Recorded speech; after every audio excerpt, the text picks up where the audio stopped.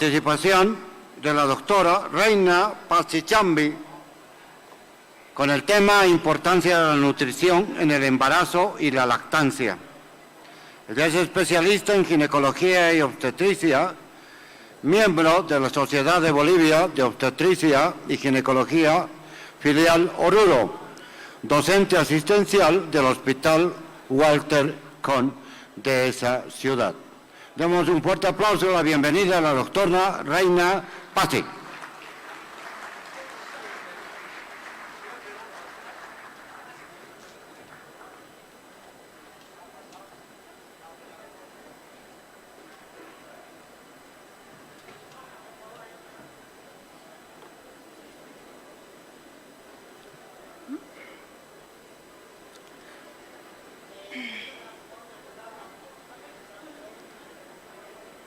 Un poquito.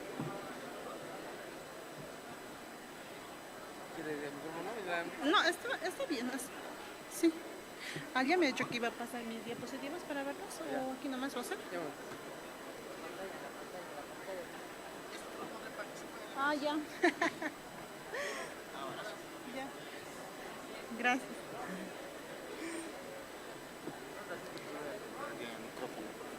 ¿Sí?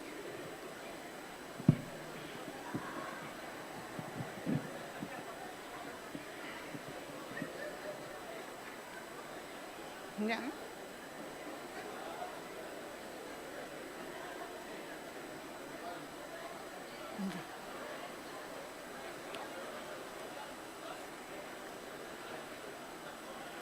¿Cómo están? Muy buenas noches, bueno, buenas tardes, ¿no?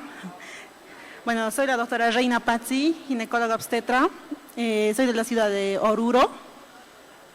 Quiero agradecer en principio al programa Bonojo no Azurduy del Ministerio de Salud por la invitación. Bueno, creo que este tema que me invitaron para la exposición es uno de los temas muy principales e importantes, ¿no?, que debemos de tocar.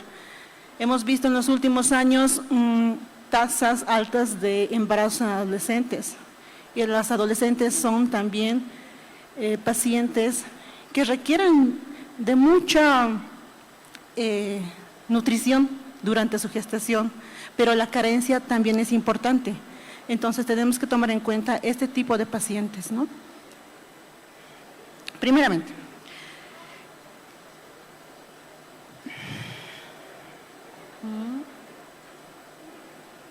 bueno,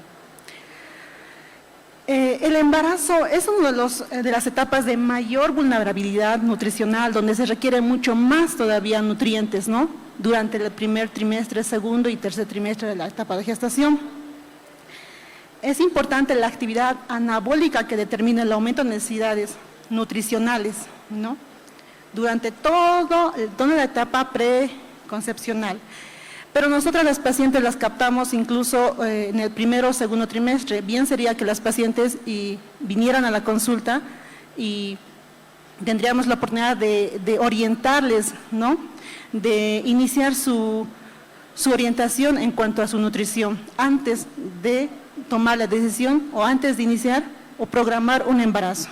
Pero generalmente, en la mayoría, a la consulta acuden pacientes que ya están en una etapa de gestación, ya sea en el primero o segundo trimestre, ¿no? Entonces, la desnutrición materna pregestacional o durante el embarazo se asocia a mayor riesgo de mortalidad infantil, pero también la obesidad es otro que también constituye un factor importante en el riesgo, ¿no? Al aumentar algunas patologías en el embarazo, la proporción de los niños macrosómicos es importante cuando los pacientes tienen un alto o un índice de masa corporal elevado.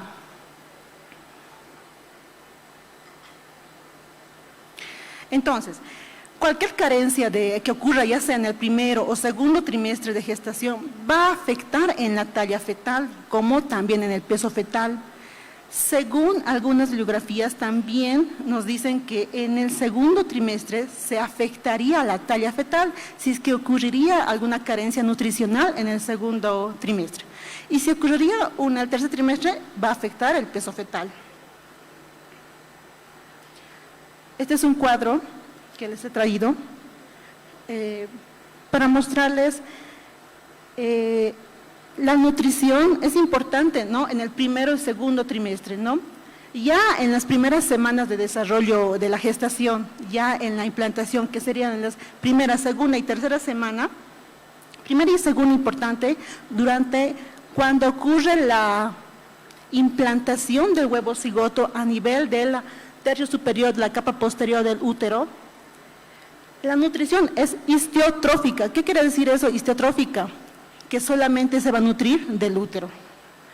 Si va a ocurrir a partir de la tercera a octava semana, que es la etapa de la embriogénesis, donde ocurre la organogénesis, que es una etapa muy importante, ¿no? La nutrición va a ser ya histiotrófica y placentaria, o sea, va a depender de la nutrición que va a requerir materno, ¿no? La ingesta de alimentos que va a requerir o que va a tener la madre, ¿no? Entonces es importante esa etapa, que es también vulnerable, ¿no? Por el medio ambiente, e importante por la nutrición que va a tener esta mamá, ¿no? Esta gestante, ¿no?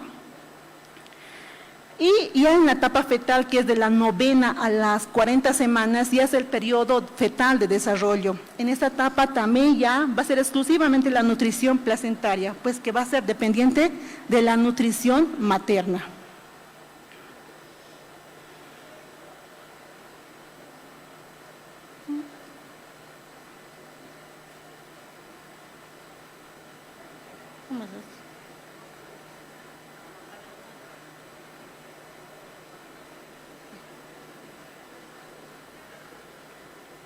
Entonces, podemos decir que los consejos nutricionales para la mujer embarazada han variado durante el tiempo. Anteriormente eran estimuladas a tener modestos incrementos de peso durante la gestación y a asumir dietas hipocalóricas, ¿no? Pero en la actualidad, ¿no? En la actualidad ya han cambiado, ¿no? Ya en el primer trimestre los requerimientos son casi iguales que la mujer de peso, o sea, que la mujer que anteriormente no estaba en una etapa gestacional. Pero ya en el segundo y tercer trimestre ya van a empezar a aumentar los requerimientos nutricionales. Entonces, aquí nos vamos con la pregunta, ¿cuáles son los micronutrientes importantes antes y durante el embarazo? Entonces, el ácido fólico es uno de los nutrientes muy importantes durante el consumo durante la etapa gestacional, principalmente incluso en la etapa preconcepcional. Se dice que ya la mujer embarazada o quiere ya programar un embarazo a la paciente, se debería ya de indicar ácido fólico, ¿no? 2 o 3 meses antes de inicie un embarazo. Y principalmente en la etapa que es de la tercera a la octava semana, que como ya les había indicado, es una etapa de la organogénesis y debemos de suplementarle sí o sí el ácido fólico, ¿no? ¿Qué pasaría si es que no se suplementa este ácido fólico?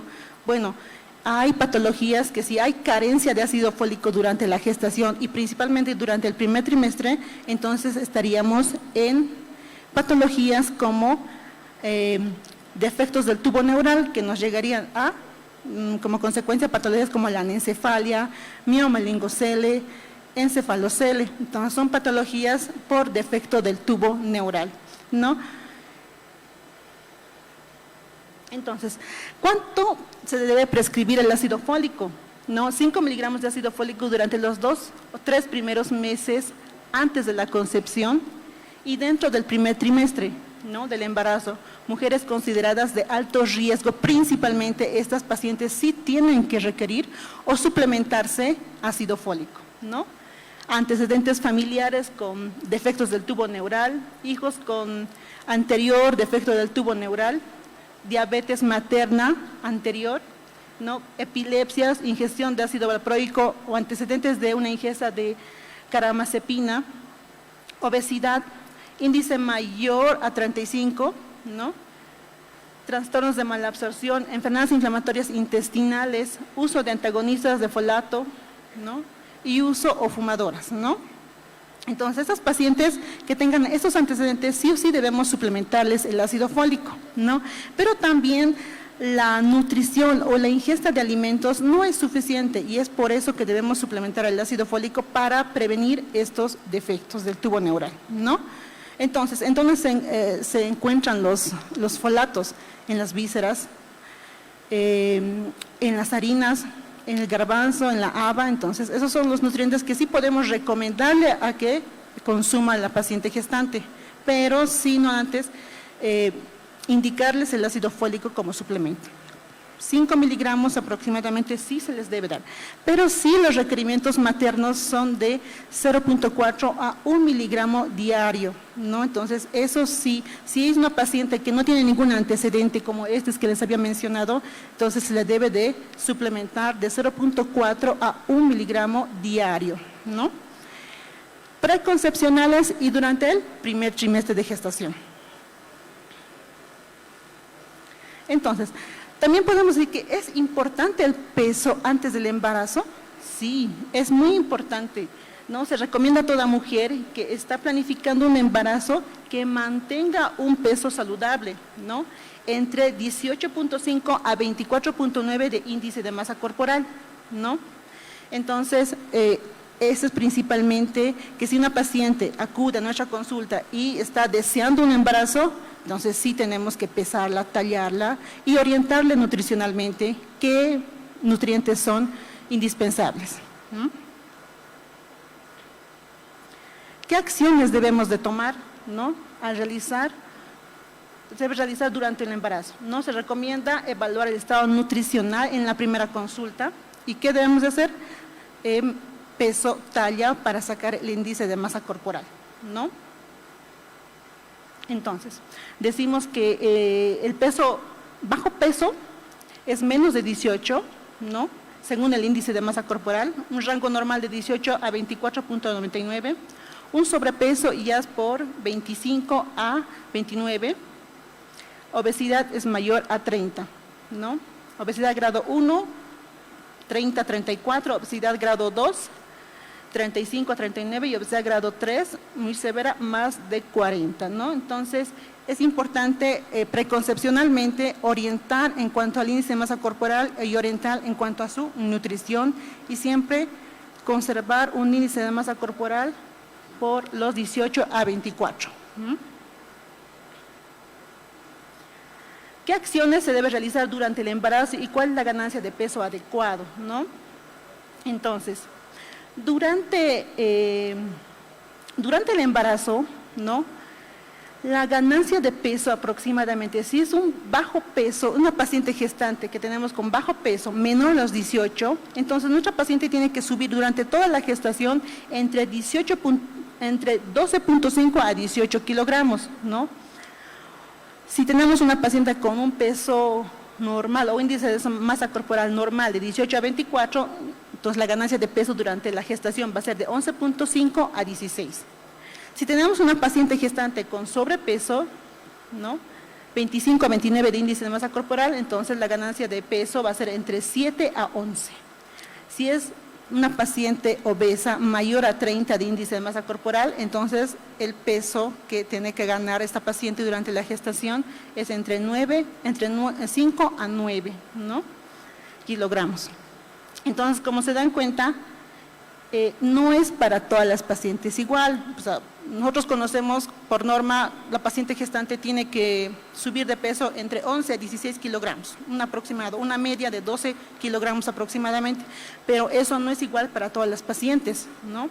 Entonces, sí es importante ya desde la primera consulta que acude a nuestra paciente, el índice de masa corporal, tomar peso sobre talla al cuadrado y ver cuánto tiene que ganar esta paciente durante toda la gestación y siempre orientando la nutrición adecuada.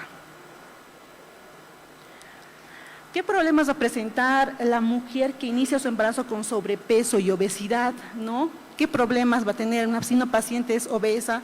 Si tenemos una paciente con sobrepeso mayor a 25, 26 o mayor a 30 de índice de masa corporal, puede que tal vez esta gestante curse con un parto prematuro o una amenaza de parto prematuro, ¿no? O podría ser una paciente con diabetes gestacional que pues tenga un feto macrosómico y que por ende no va a conducirse a un parto vaginal. Entonces va a conducirse a un parto quirúrgico, que sería la cesárea, ¿no?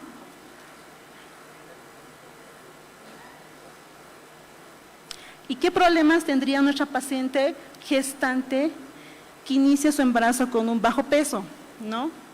Si tiene un bajo peso, contribuye a la restricción de crecimiento fetal o restricción de crecimiento intrauterino, lo que aumenta el riesgo de morbilidad neonatal, retraso del crecimiento en los niños hasta los 2 años, ¿no? Entonces, es importante controlar a las pacientes y orientarles en cuanto a la nutrición. ¿Cuánto peso debe ganar las mujeres con embarazos múltiples? Y es casi lo doble. Tenemos también pacientes gemelares, gestantes, ¿no? Y que requieren su aporte, y la nutrición es lo doble, ¿no? El incremento del peso de estas pacientes van a ser entre 17 a 25, si es un índice de masa corporal normal, ¿no? Si tenemos una paciente con sobrepeso, entonces va a ser entre 14 a 23 kilogramos, ¿no? Si es una paciente obesa, pues va a ser mucho menor, entre 11 a 19. Pero estas pacientes, generalmente los embarazos gemelares no llegan a término en su mayoría, generalmente llegan a nacer pretérminos, ¿no? O a veces uno pesa más que el otro, ¿no? El primero pesa más y el segundo menos, entonces, o el segundo hace una restricción del crecimiento intrauterino. O partos prematuros. Entonces sí tenemos que tener en cuenta bastante en cuanto, si tenemos una paciente gemelar, sí tenemos que controlarla, ¿no? Entonces, ¿cuáles son los requerimientos nutricionales de la mujer embarazada y de la madre en el periodo de la lactancia? En la mujer embarazada, en el segundo y en el tercer trimestre, sus requerimientos de energía son más altos, ¿no? Se deben cubrir las necesidades nutricionales en el embarazo de la madre y el niño, y el periodo de lactancia por cual incrementa. En la lactancia incrementa el aporte también nutricional, ¿no? Las mujeres con embarazos múltiples, como ya les había dicho, aumenta el doble casi, ¿no? Del peso.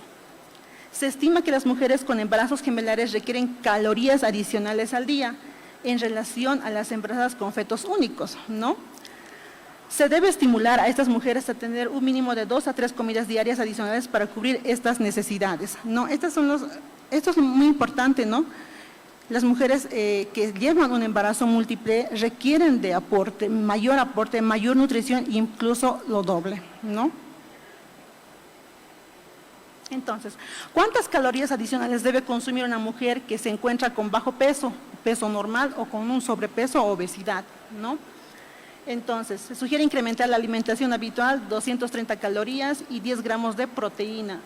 Y luego del tercer trimestre, ¿no? Incrementar a 500 calorías. En el primer trimestre generalmente es casi igual el incremento. En el segundo a tercero ya incrementa mucho más todavía el incremento de las calorías.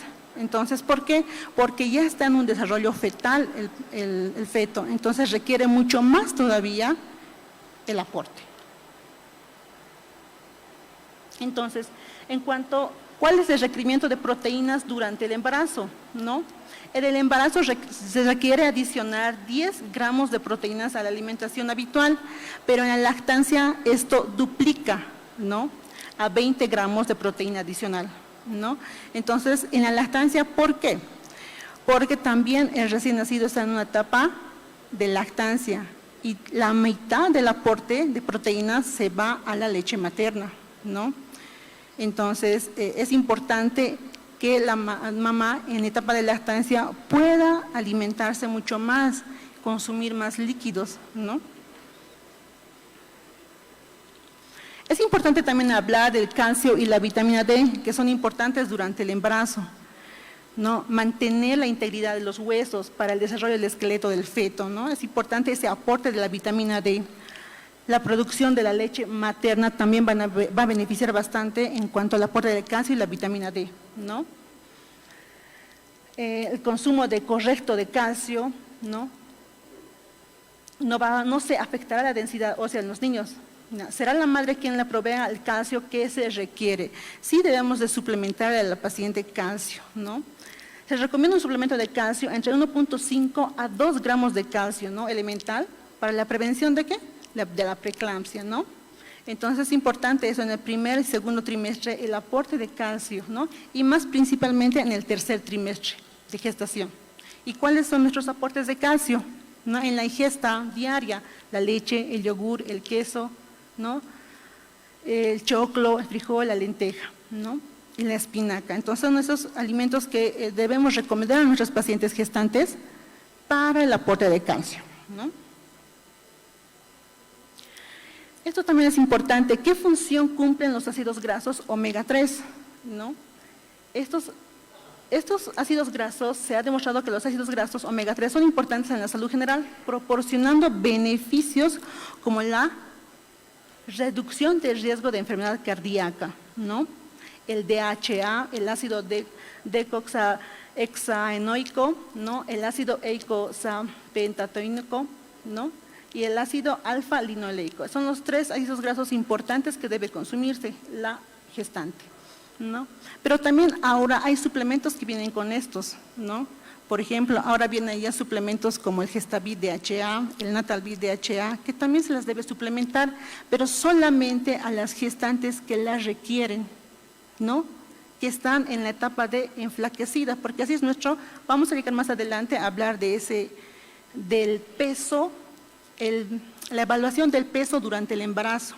Entonces, si una paciente que está ya por debajo del peso normal, ya enflaquecida, esas pacientes sí se debe suplementar, ¿no? Con suplementos nutricionales, ¿no? Entonces, ¿en dónde vamos a encontrar estos ácidos grasos que son importantes? ¿No? Vamos a encontrar en el pescado, ¿no? En los mariscos, ¿no? Entonces, generalmente nuestras pacientes aquí en nuestro país no se nutren de este suplemento.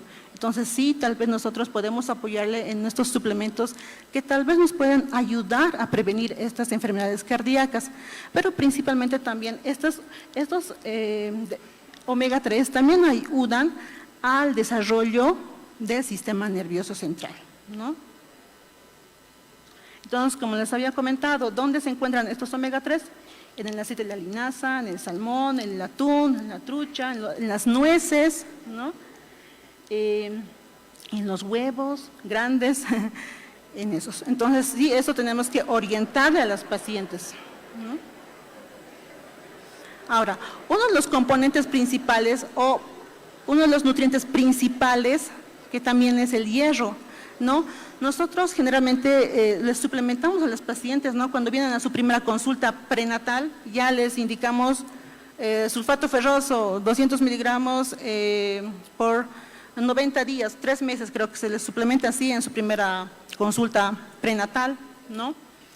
Sí se requiere el hierro, porque no es suficiente con la ingesta, con la dieta, ¿no? Que consume la madre, ¿no? Y la gestante, y mucho menos va a ser una gestante pues que carece de alimentos y nutrientes necesarios para su alimentación diaria. Entonces sí se requiere suplementarle el hierro, ¿no? Y el hierro se duplica sus necesidades durante el embarazo, ¿no? Entonces, eso lleva a necesidades de utilizar suplementos de rutina, ¿no? Como habíamos dicho, sulfato ferroso, hierro elemental. Y las principales fuentes del hierro son las carnes, leguminosas, semillas, los vegetales, los cereales fortificados. También podemos orientarle a que se nutra de esos nutrientes, pero sin más tenemos que suplementarle a las pacientes el hierro, ¿no? El calcio, como habíamos ya comentado, ¿no? Las unidades de calcio son de 1000 miligramos por día.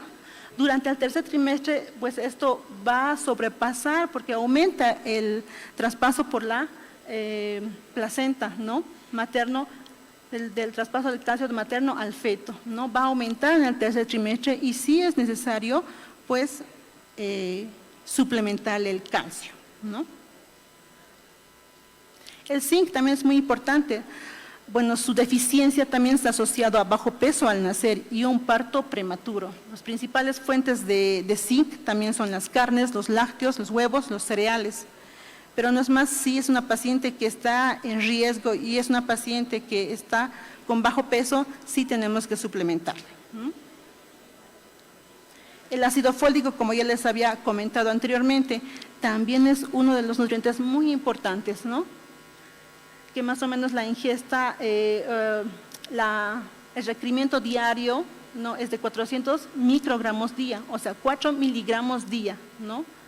Entonces, esto va a aumentar un poco a 600 microgramos día en la embarazada. Entonces, lo que se requiere es entre 4 a 1 aproximadamente de 4 a 1 miligramo diario en la gestante, ¿no? Y su deficiencia, claro, va a ser los defectos del tubo neural, ¿no? Durante el primer trimestre, la ingesta energética debe permanecer relativamente igual a una mujer con estado nutricional normal, como les había comentado, en el primer trimestre es igual, pero ya en el segundo, tercer trimestre va aumentando, pero el aumento no va a ser cuantitativo, va a ser cualitativo, de nutrientes principalmente, ¿no? Suplementos vitamínicos, siempre esto ha sido una controversia de que si le suplemento o no le suplemento, aparte de lo que le suplementamos hierro y ácido fólico en nuestras primeras consultas prenatales, ¿no? Mes por mes, o vamos dándole a la paciente mes por mes el ácido fólico y el sulfato ferroso, no es a quiénes se las debe suplementar los suplementos vitamínicos y minerales o multivitaminas, a quiénes se las debe dar a las pacientes que sí las requieren, que sí tienen un aporte de nutrientes deficiente, que sí tienen bajo peso, ¿no? Entonces, sí tenemos que hacer un control prenatal tomando en cuenta el índice de masa corporal de la paciente gestante. Entonces, a estas pacientes sí las debe suplementarse, pero si es una paciente que está con un buen peso, que está subiendo adecuadamente de peso semana, mes por mes y semana a semana, entonces no se requiere, solamente la orientación de suplemento, bueno, la orientación de la ingesta de nutrientes, ¿no?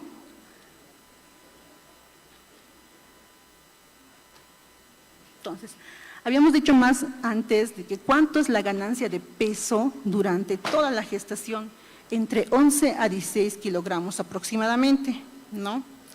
11 a 16 kilogramos aproximadamente va a ser la ganancia de peso durante toda la etapa de gestación, que va a ser desde el primer trimestre hasta el tercero, o desde la concepción hasta las 40 semanas de gestación, ¿no? Pero hay patologías que también están, pues, si es una paciente que no tiene un peso adecuado, que no está subiendo de peso y más bien está bajando, porque eso pasa en el primer trimestre, ¿no? Por el aumento de la beta-HCG empiezan las náuseas y vómitos en el primer trimestre. Generalmente no hay un aumento de peso, el aumento de peso es bajo. Pero si esta paciente en el segundo trimestre no ha aumentado de peso, ¿no? Entonces esta paciente puede tal vez cursar con un feto con retardo de crecimiento intrauterino, ¿no? Entonces, se ha visto el riesgo de restricción de crecimiento intrauterino en un 70 o mayor en las gestantes con bajo peso, ¿no? Entonces hay que tener muy en cuenta eso. Si tenemos una paciente con bajo peso, entonces esta paciente puede cursar con un feto con restricción de crecimiento intrauterino, ¿no? Entonces por ende, ¿qué vamos a tener? ¿No? Recién nacidos o neonatos con menos a 3 kilos de peso, ¿no? Y por ende mortalidad, ¿no? Enfermedades que conllevan a un retardo de crecimiento y también incluso puede ser mortalidad neonatal. Entonces, también las pacientes o los embarazos adolescentes han aumentado las incidencias en nuestros departamentos, ¿no? Principalmente, yo trabajo en área rural, y principalmente en área rural sí han aumentado los índices de embarazos, ¿no? Vemos comúnmente que hay embarazos entre 13, 14, ¿no? Y son pacientes que están o gestantes que están en etapa escolar, en colegio, en secundaria. Entonces, no se alimentan muy bien, la nutrición es deficiente y por ende, pacientes que no llevan una buena nutrición y por ende van a tener un feto con restricción de crecimiento intrauterino.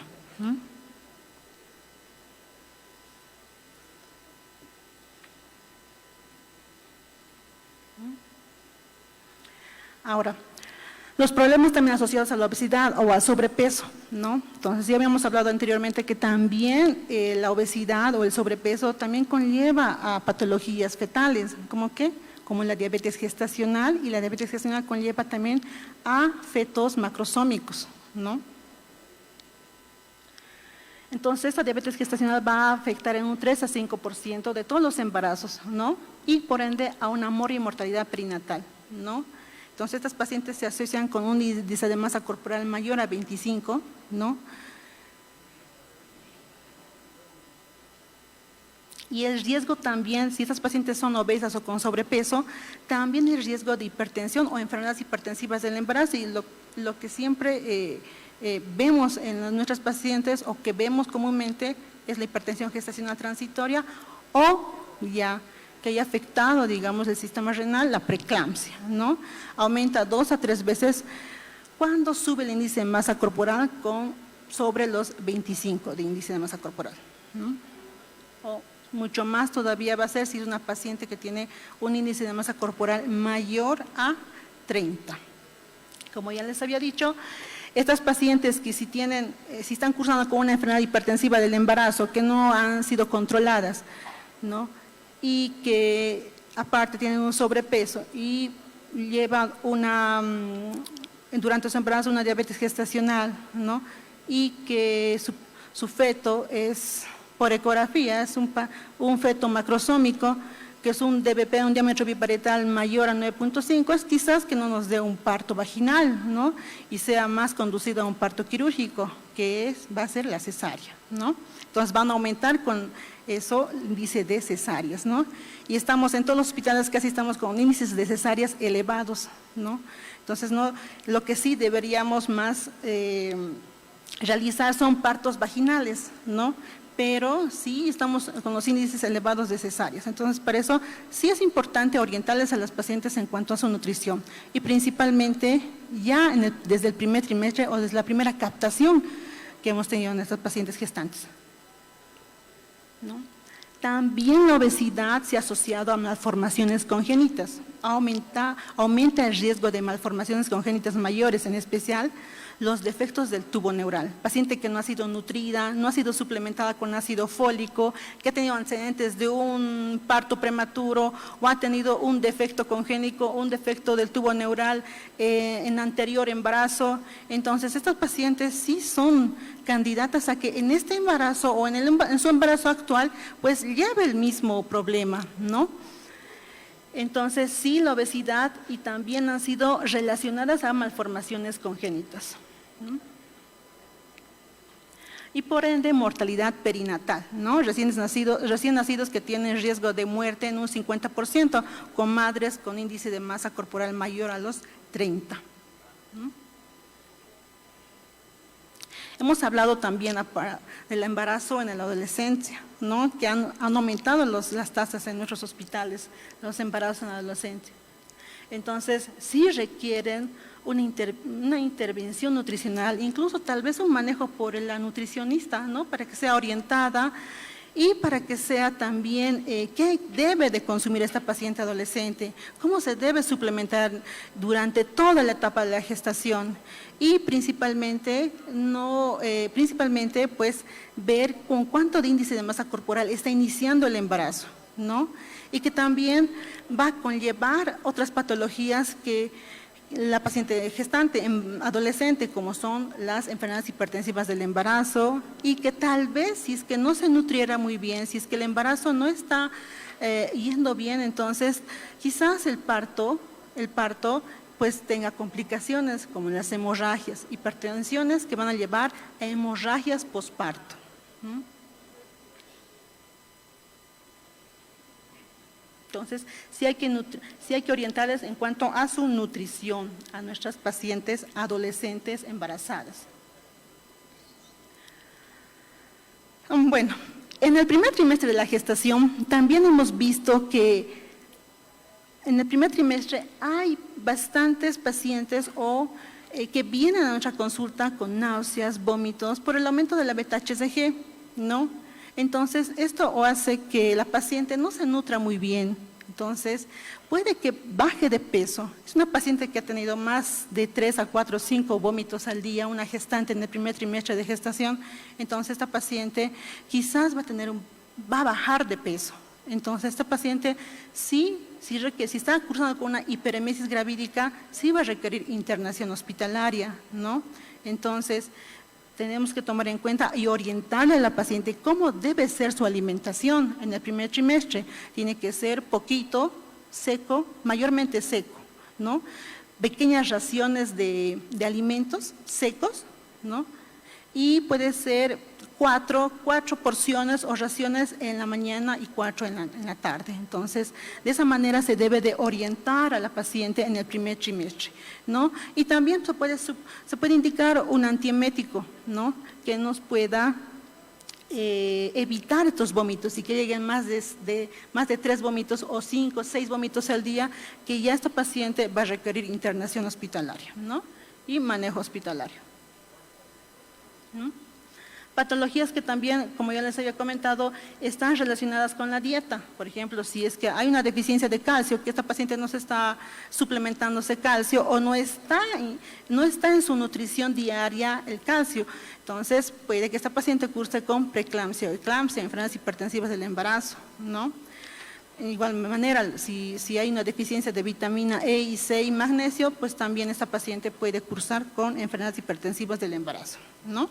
Y también la diabetes gestacional, ¿no? ¿Cuáles son nuestros objetivos durante la nutrición o de la nutrición de la embarazada? ¿Cuáles son nuestros pilares fundamentales en los que nosotros debemos tomar en cuenta? Lograr una óptima distribución del peso al nacer. O sea, ¿qué es nuestro objetivo?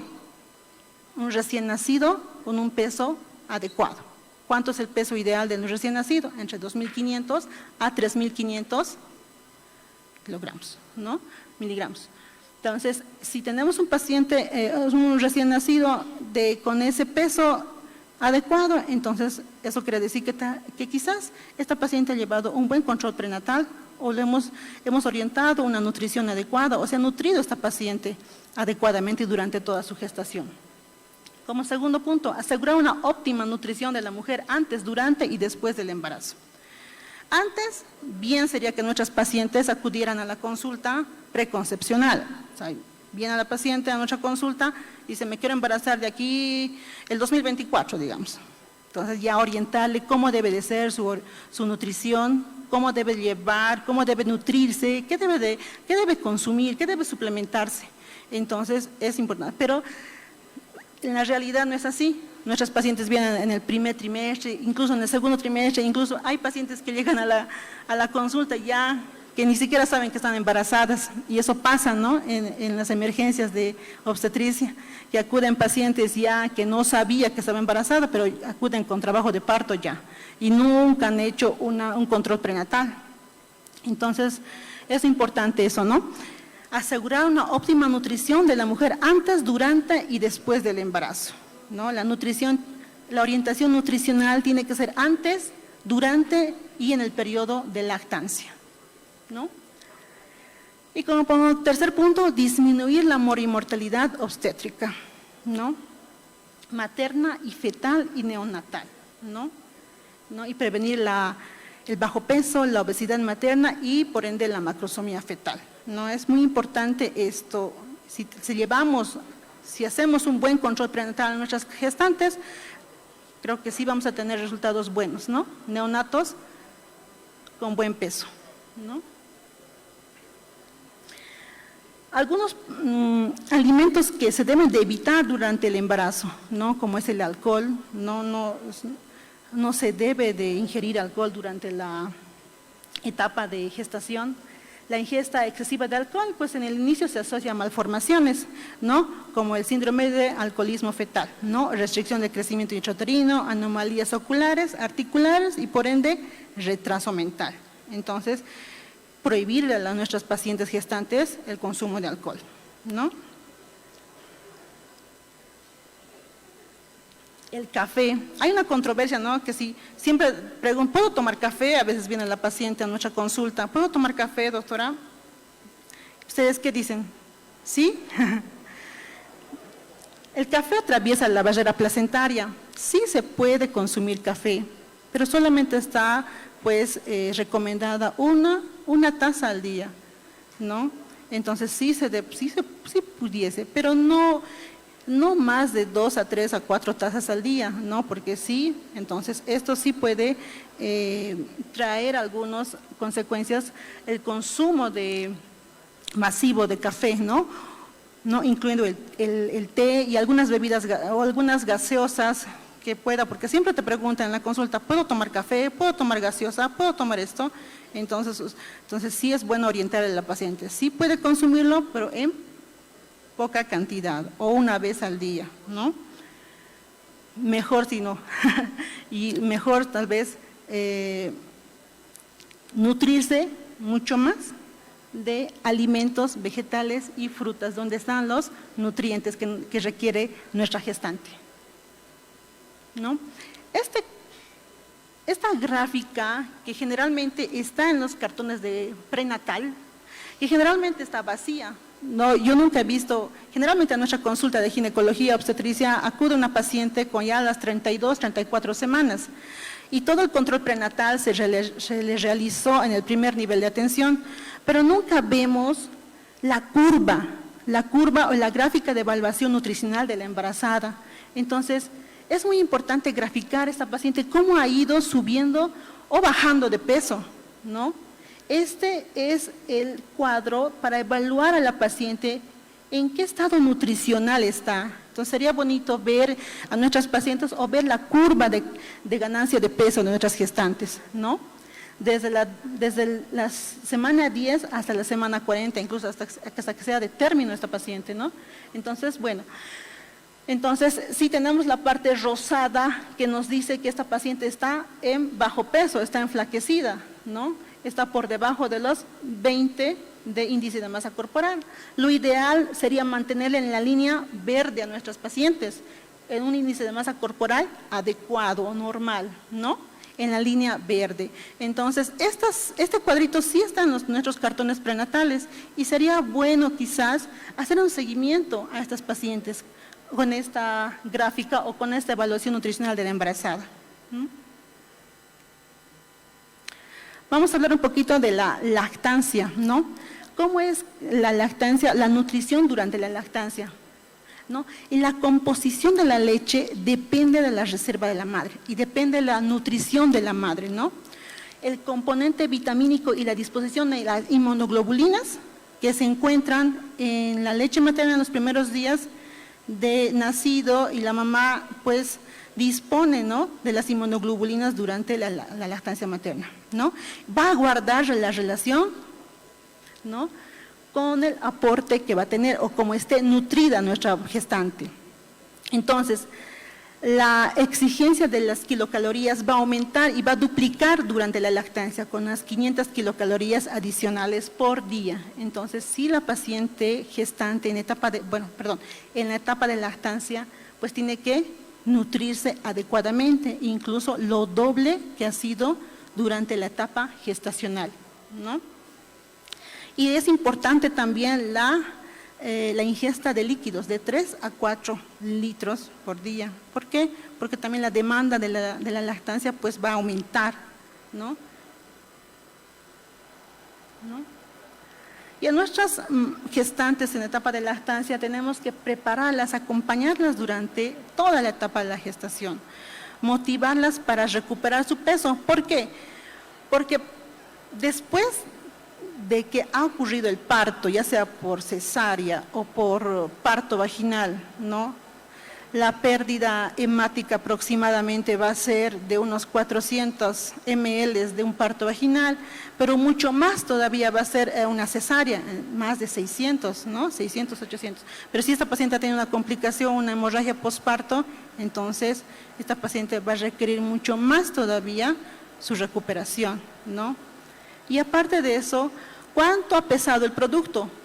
3.500, digamos, o 3.600, pero ¿cuánto ha pesado la placenta? La quinta parte del peso del producto, el líquido amniótico, ¿no?, las membranas. Entonces, todo eso casi se hace alrededor de unos 5 kilos, ¿no?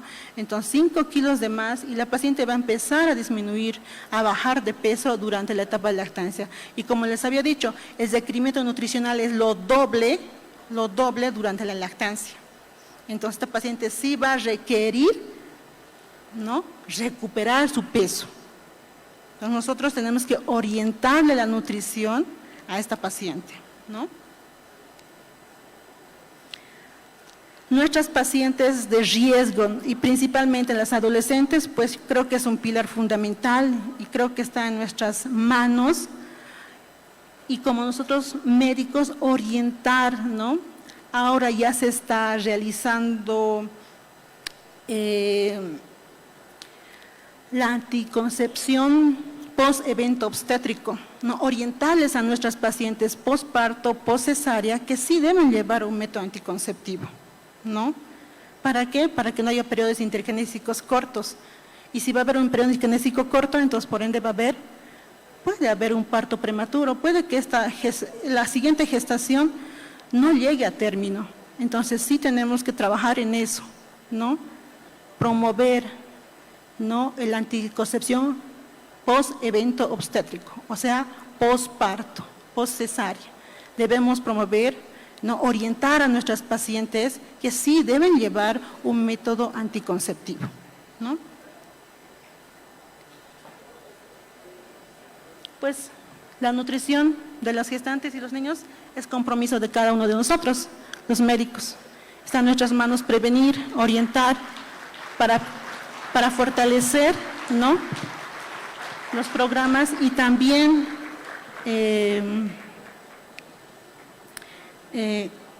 orientarles a las pacientes para prevenir estas patologías que pueden llevar a una morbimortalidad materna, morbimortalidad neonatal, hasta una mortalidad.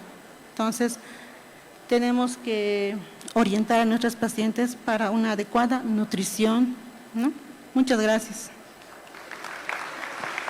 Bien, un fuerte aplauso para la doctora Reina Pazzi.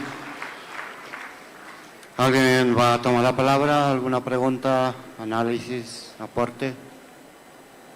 Ya, perfecto.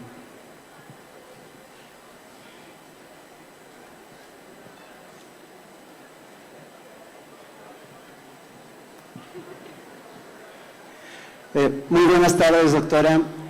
Solo quería preguntar cuál es el enfoque desde obstetricia en cuanto a la lactancia, a seguir dando la lactancia en el periodo intergenésico corto.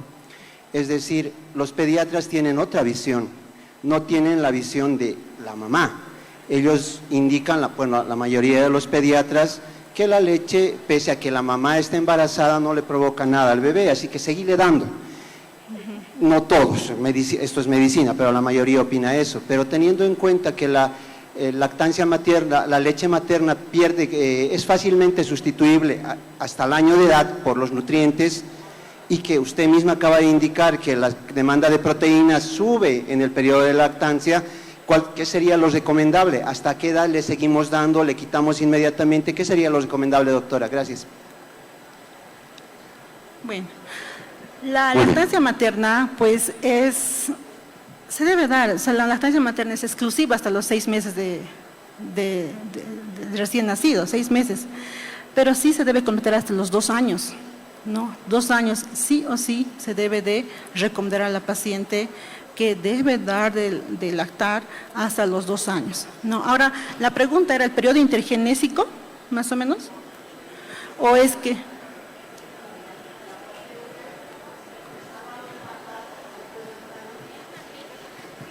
Doctora, para ser más claro, la paciente está dando de lactar a un bebé de 1 año, pero ya está embarazada. ¿Qué hacemos en ese caso? Nosotros recomendamos suspender la lactancia materna. Si ya es un recién nacido que ya tiene 1 año, ¿no? Porque la lactancia exclusiva es hasta los 6 meses, ¿no? Hasta los 6 meses.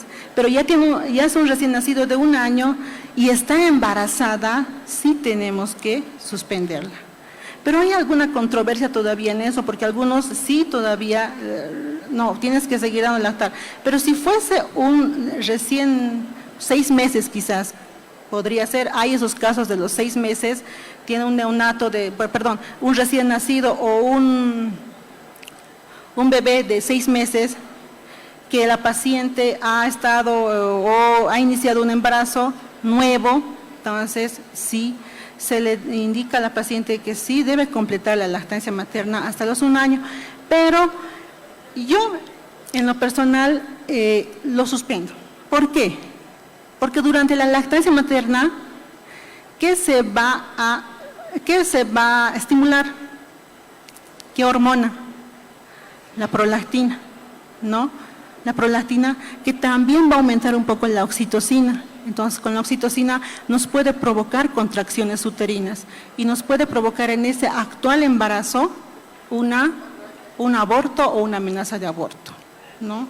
Entonces, sí, nosotros como obstetras, suspender la lactancia materna.